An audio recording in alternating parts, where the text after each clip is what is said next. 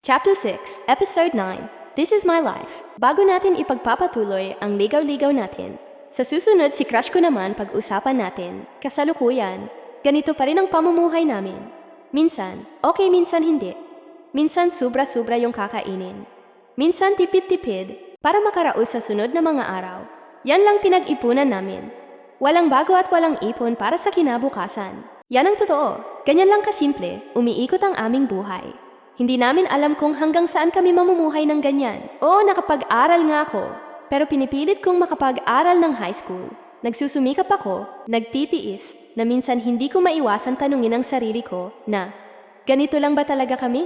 Wala ba talaga akong karapatan na pag-aaral lang muna intindihin ko?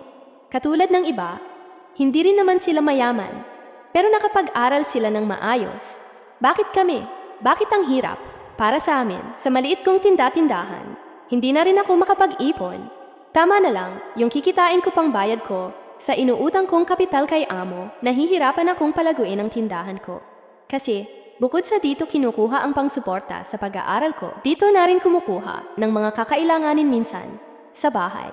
Tulad ng sardinas, asin, asukal na konti lang naman ang ginansya ko sa mga yan. Noong una babayaran pa para maibalik ang pera sa tindahan para may pangumpra ako ulit. Pero nagtagal, wala na akong naipon. Wala na akong mai-rolling sa mga paninda ko.